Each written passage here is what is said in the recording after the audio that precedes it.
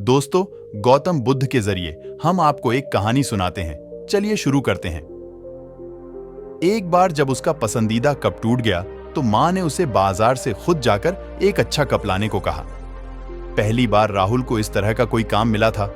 वह मन ही मन खुश हो रहा था कि चलो इसी बहाने उसे बाहर जाने को मिलेगा और उतनी देर कोई पढ़ने के लिए नहीं कहेगा।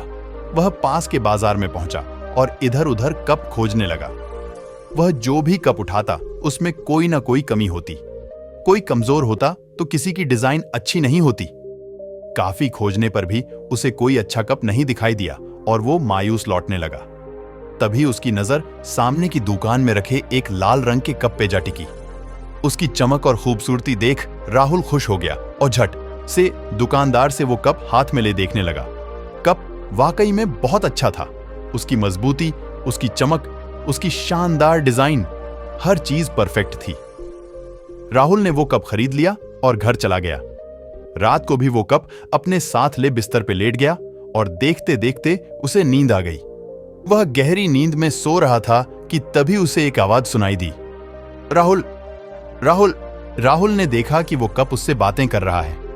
कप, मैं जानता हूं कि मैं तुम्हें बहुत पसंद हूं, पर क्या तुम जानते हो कि मैं पहले ऐसा नहीं था? राहुल, नहीं, मुझे नहीं पता। तुम ही बताओ कि पहले तुम कैसे थे? कप, एक समय था जब मैं मामूली लाल मिटटी हुआ करता था। फिर एक दिन मेरा मास्टर मुझे अपने साथ ले गया। उसने मुझे जमीन पर पटक दिया और मेरे ऊपर पानी डालकर अपने हाथों से मुझे मिलाने लगा। मैं चिल्लाया कि अब बस करो, लेकिन वो कहता रहा, अभी और, अभी और। मैंने बहुत कष्ट सहे। जब वो रुका तो मुझे लगा कि बस अब जो होना था हो गया।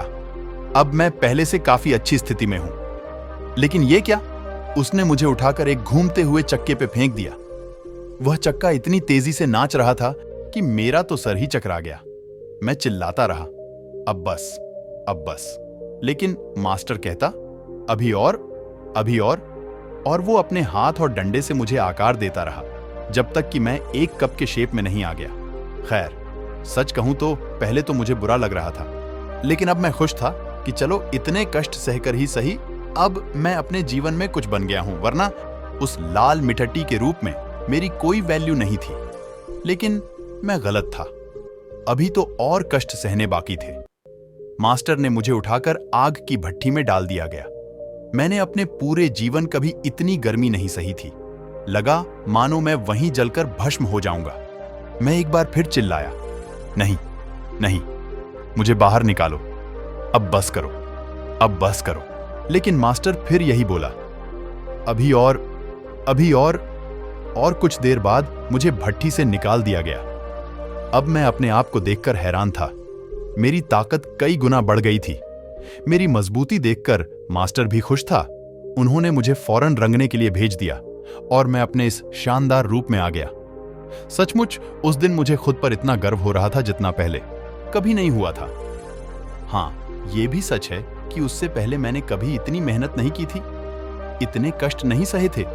लेकिन आज जब मैं अपने आप को देखता हूं तो मुझे लगता है कि मेरा संघर्ष, मेरी मेहनत बेकार नहीं गई। आज मैं सर ऊंचा उठाकर चल सकता हूं। आज मैं कह सकता हूं कि मैं दुनिया के सबसे अच्छे कपों में से एक हूं। राहुल सारी बातें बड़े ध्यान से सुन रहा था और जैसे ही कप ने अपनी बात पूरी की, उसकी आंखें खुल गईं। आज सपने में ही सही, राहुल मेहनत का महत्व समझ गया था।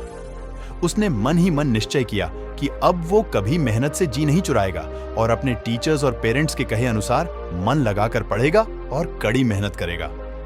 बच्चों, इस कहानी से हमें कड़ी मेहनत करने की सीख मिलती है, फिर चाहे वो पढ़ाई हो, खेल हो या कोई और चीज।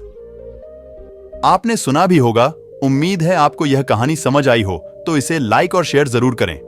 हमारे साथ जुड़ने के लिए हमारे YouTube चैनल को लाइक करें व हमें सब्सक्राइब जरूर कर लें। आप सभी को बहुत बहुत धन्यवाद।